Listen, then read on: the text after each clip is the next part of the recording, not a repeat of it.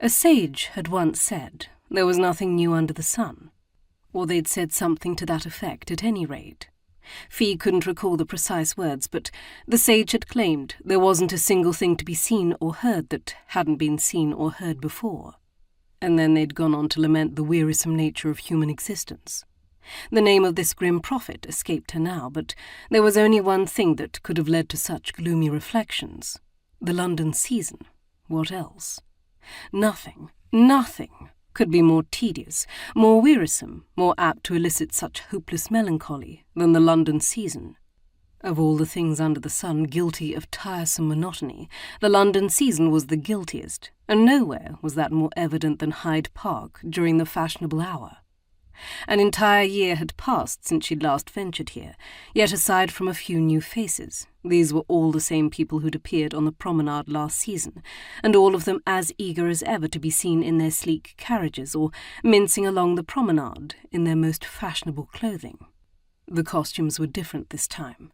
If she could judge by the ladies' walking dresses, this season's colour appeared to be celestial blue, as opposed to last season's fawn, but not the mincing.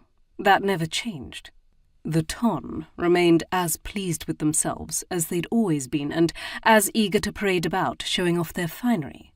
"My goodness, Euphemia," Lady Fosbury nudged her. "Do stop grimacing, won't you? You look as if you've been stuck with a hat-pin." "Grimacing?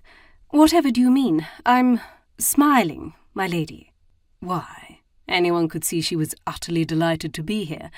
Delighted, dash it. There wasn't a single thing she'd rather be doing than riding in endless circles around the ring during the fashionable hour. She shrank back against the squabs, but, short of throwing herself down upon the floorboards, there was no way to avoid the disapproving gazes of the ton. It wasn't like a ball, where a lady could duck into an alcove or retreat to the ladies' retiring room when her skin began to prickle from the weight of all the prying eyes on her. Here there was no place to hide. "Would we call that a smile?" Lady Fosbury studied her, then shook her head. "No, I think not. Come now, Euphemia.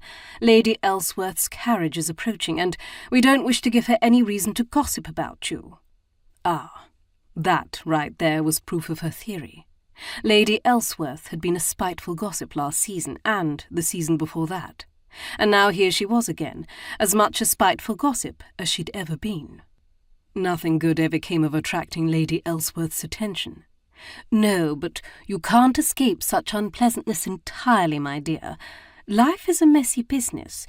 The best you can do is take your chances and face it when it comes." "How reassuring you are, my lady." Still, Phee did as she was told and stretched her lips into a smile. Not that it would do any good. She might smile all she liked, and Lady Ellsworth would still pour an endless stream of vicious gossip about her into every willing ear in London. "It may be someone's smile, but it isn't yours, Euphemia. Not your real one." Lady Fosbury frowned. "This one's a trifle maniacal."